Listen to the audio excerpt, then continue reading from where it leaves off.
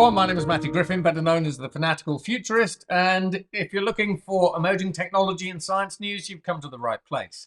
So I track over 600 emerging technologies up to 50 years out. I cover hundreds of mega trends across every single line of business, every sector, societal, technological, environmental, economic, and political trends, which you can actually download basically for free. So these are my codexes.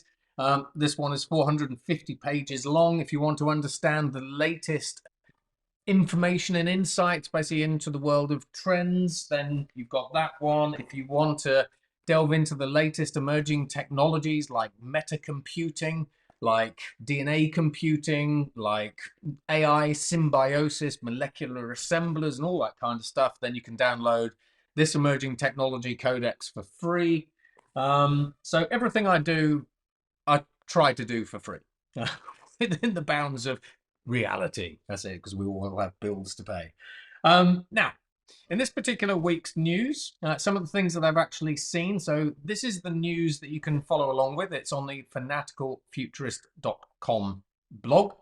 There are 5,000 pieces of news on this blog. If you click into each of these news items, then you've got tags. So all of the news that I sort of write about basically is tagged. You click the particular tag that you're interested in. So for example, artificial intelligence, and that will take you to all of the latest news about that particular thing. So with no further ado, let's get on with this week's news.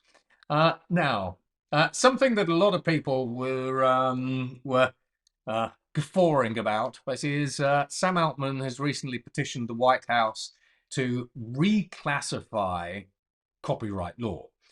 So Sam Altman, and I've seen this basically from a number of the sort of the millionaire, billionaire sort of AI polymaths that are actually out there. Quite a lot of them are saying, look, Mr. President, in order for America to remain at the cutting edge and the leading edge of artificial intelligence, what we need you to give us access to all data. Also, we need access to that data for free. We typically like copyright laws rewritten in our favor and, frankly, screw everybody else. That's it. So I know for a fact, basically, that this website that you're looking at, I'm looking at, this has been scraped to hell.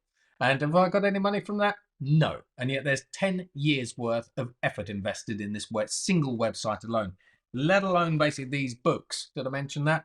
So one company actually decided to turn these into an artificial intelligence, and it's a gigantic advertising company, and that app is now the most popular app basically within that gigantic advertising company. So I know all about your data, your free data, being used for free for someone else's benefit. Some of the things I mind, some of the things I don't mind. But anyway, when you really think about this, Sam Altman, on the one hand, now wants pretty much unfettered access to all American data that he can get.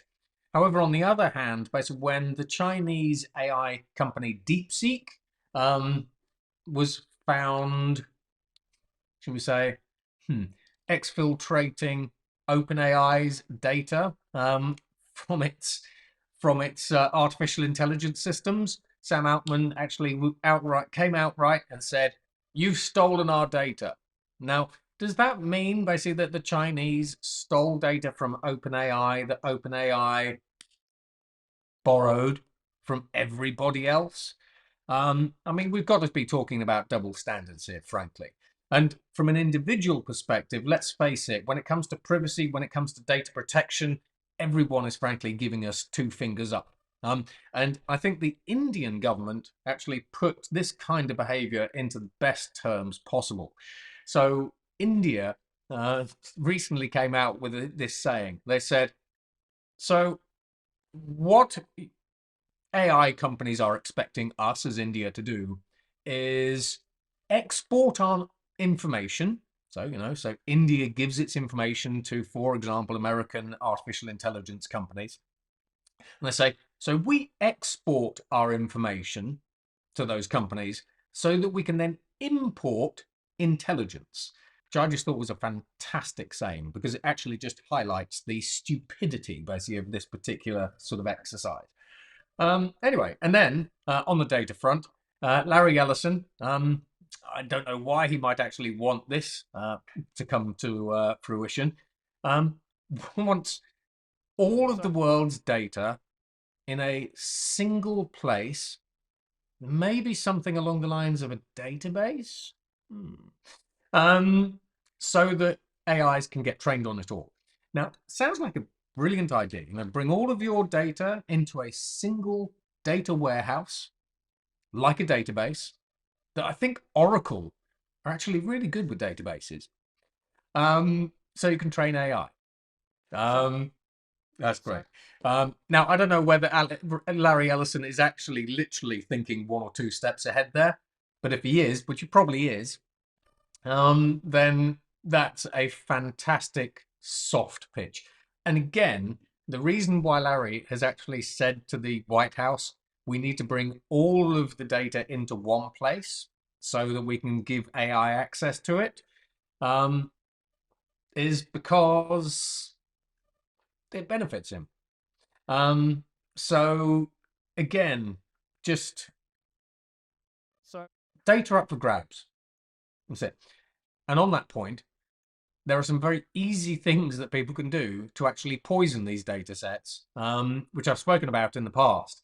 And when we talk about poisoning data sets, we've seen it particularly with artists. So artists were creating art, putting it online, and then their data was being used and consumed by artificial intelligences to train them. However, a little while ago, and again, I kind of talked about this, we saw artists starting to modify their work to put in adversarial attacks so that when the AI art was ingested into AI models, it started corrupting and destroying the behaviors of those AI models. So, I mean, do what you want with that. Now, leaked data. So in this particular example, basically, we've actually seen a number of data sets that DeepSeek's AI are relying on to do Chinese censorship leaked. And what's interesting about this is if you think about how humans identify, should we say, dissent, or activism, basically, within society. We will read a piece of content, and if you read it logically, then you might not necessarily think that the people are sending hidden messages.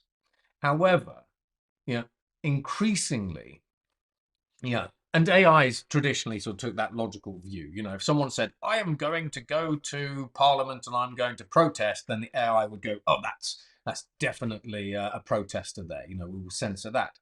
But if I said, I am not really thinking about going to protest outside of Parliament, then the AIs would sort of go, oh, the person isn't actually thinking about it at all. Whereas as a human, we put together lots of different data sets and we sort of think, actually, they're using negative psychology there, and they probably are. They're just being slightly deceitful in the way that they're actually presenting that information.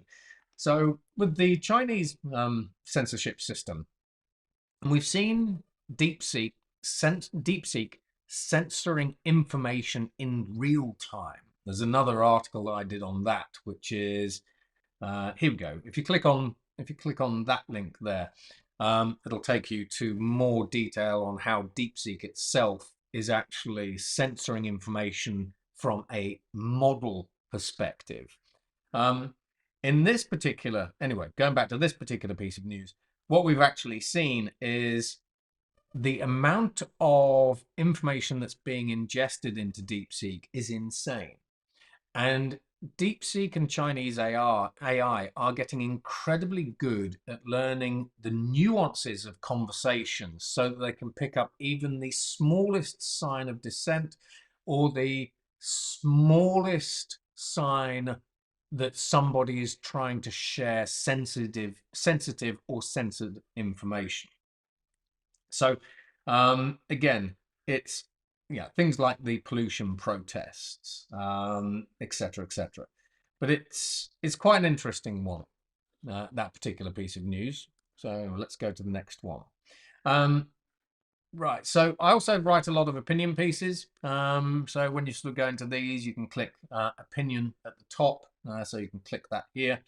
Um, Increasingly, so something that I've talked about for many, many years is the future of work, workplace, and workforce. And we've been used to changing jobs regularly for quite a while now. You know, if you have a look at LinkedIn, for example, the average job time that someone has a job is about 5 years. However, you know, increasingly, thanks to increased blue collar and white collar automation, especially thanks to robotics and artificial intelligence, people are now having to switch careers more often as well. So it increasingly looks like from here on in, we could actually have about 14 careers in our lifetime, not just 14 jobs, but think about it, 14 careers. You start as an accountant and then you switch basically to be a data scientist. You then switch to be a synthetic biologist. You then switch to be a quantum programmer. You then switch to be, you know, I don't know, a generative AI lawyer, you know, whatever it happens to be. So this is a big societal shift. And our ability to adapt with the times really comes on our ability to learn new things faster than ever before, which is where in the past I've actually talked about using artificial intelligence to accelerate our rate of learning and our retention by 12-fold. So there's that. Now, this one here, exotic 2D material helps Chinese researchers create a new ultra-fast chip. Now, on the one hand, on the surface of this, it doesn't necessarily seem that interesting. But this particular piece of news goes through to the Chinese culture of switching lanes. So let's dig into it. Now, when we think of traditional computer chips are made out of silicon. We're starting to see Moore's law stutter, as we start going to 3 nanometer chips. Increasingly, you need to develop a $20 to $30 billion fab for that, like TSMC, SMIC, and so on and so forth. Now, in this particular case, these Chinese researchers out of Beijing have managed to create a new 2D material which has created an ultra-fast chip. However, it's a completely new kind of material. So the reason why the Chinese have called this a changing lanes technology is because in the West, we are still trying to develop the best silicon computing chips and GPUs and so on and so forth that we can. China basically are flipping over to a new kind of technology. So we call it breaking the S-curve. And if you read some of my books, so if you actually read the Emerging Technology Codex, if you go and download that one from the 311institute.com website, this talks about jumping S-curves.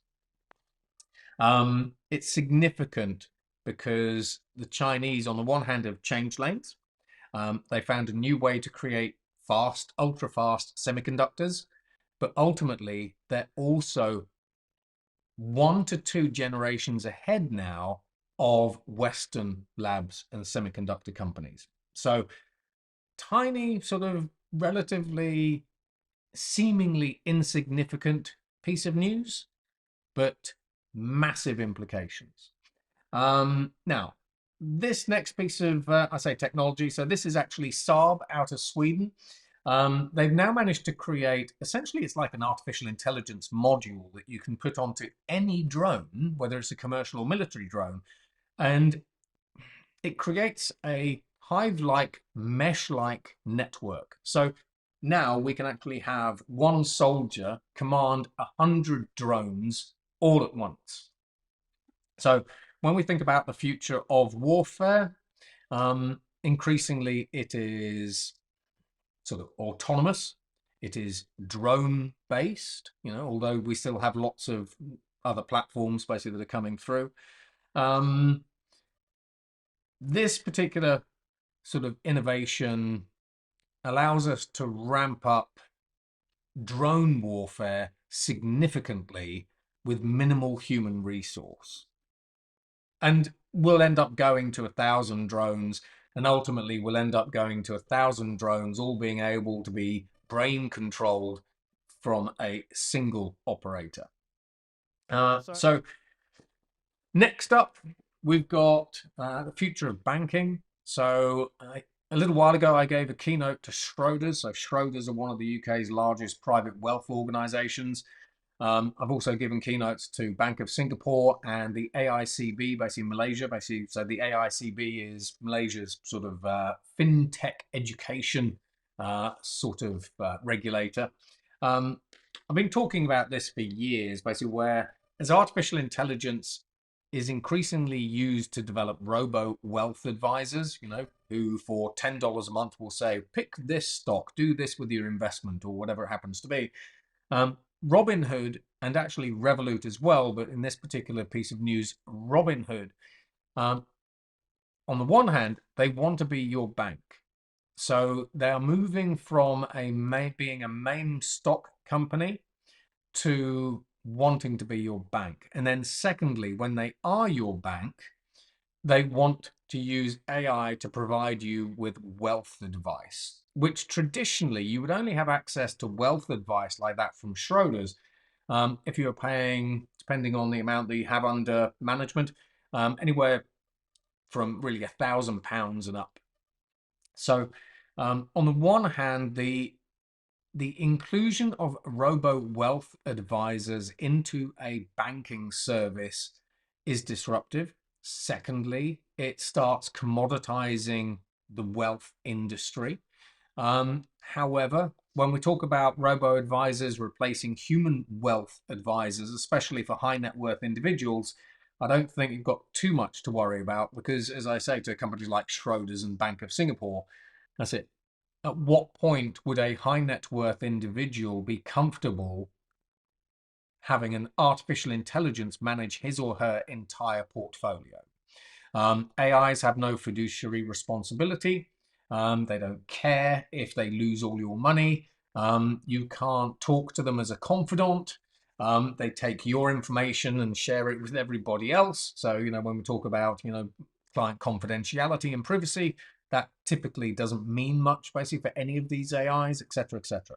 But the reason why RobinHood has chosen to go down the robo wealth advisor route is because once you have an asset portfolio with a bank or with a financial services company, you might switch your bank account, but you are very, very unlikely to switch your asset portfolio from, say, Robinhood to, say, Legal & General or whoever it happens to be. So I think this is quite a clever play from Robinhood on that front.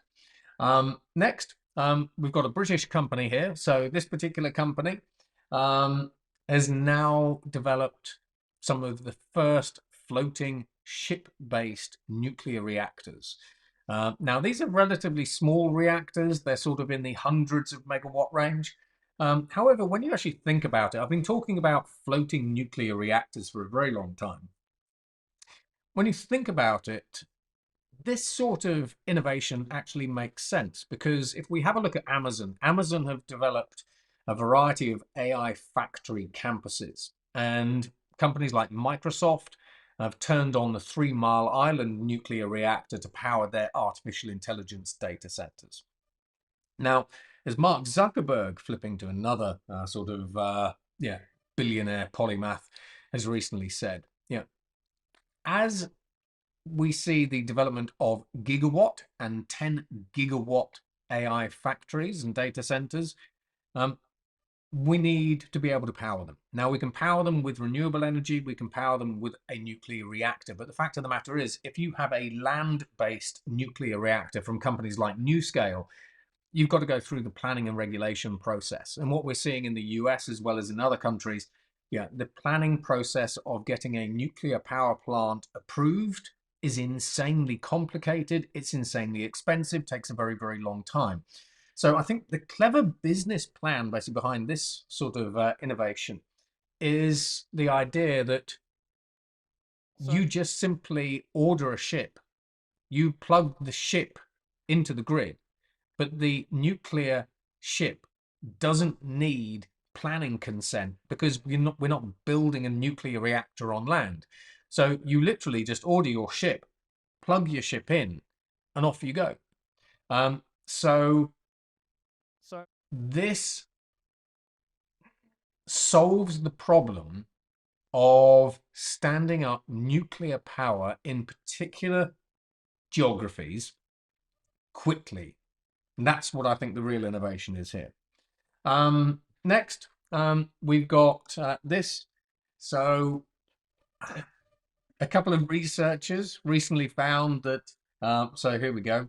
So Tarlogic Security recently found what they originally called a backdoor in Bluetooth devices. Now, there are over 1 billion Bluetooth devices with this backdoor. They backtracked a little bit. Basically, they said it was just an undocumented command in the Bluetooth chip that gave people who had access to that undocumented command, not a backdoor, access to everything on people's networks. So when we actually think about this from a cybersecurity perspective, we all rely on Bluetooth in one way or another.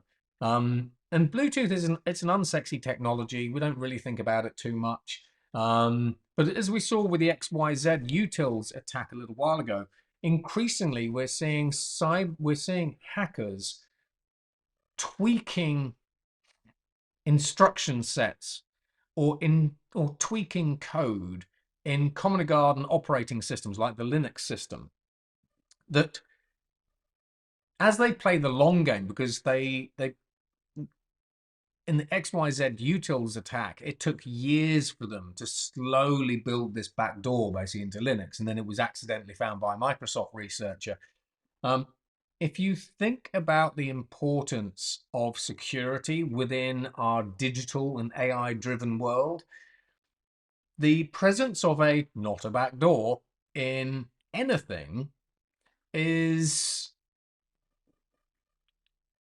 potentially catastrophic. So you can read more about this there. So slightly boring. However, I can hack your entire network thanks to a dumb, stupid little Bluetooth device that has not a backdoor in it. So another fun one, a new ACI benchmark for AGI.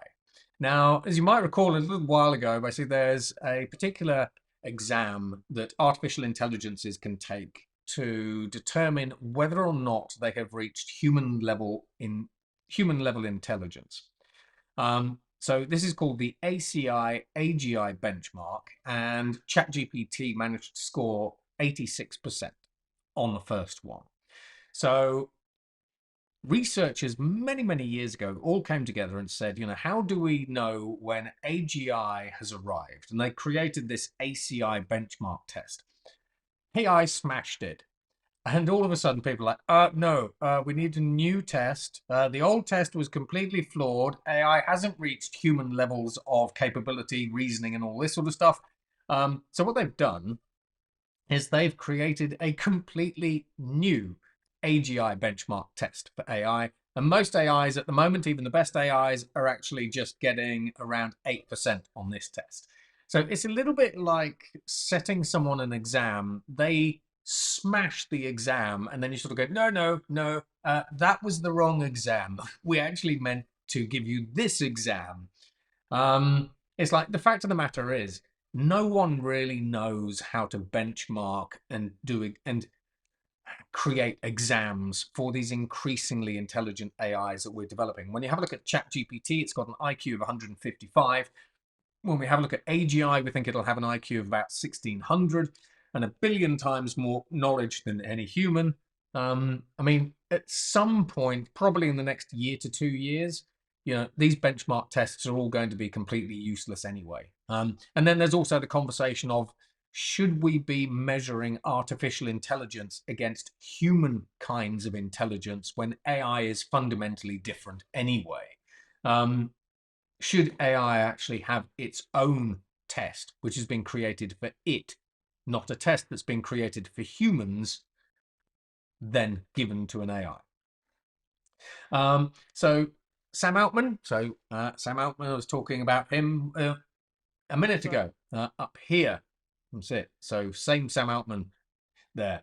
Sam Altman has a side project, a side hustle, basically it's called the World Network. A little while ago, Sam created these little orbs, so literally sort of like futuristic footballs.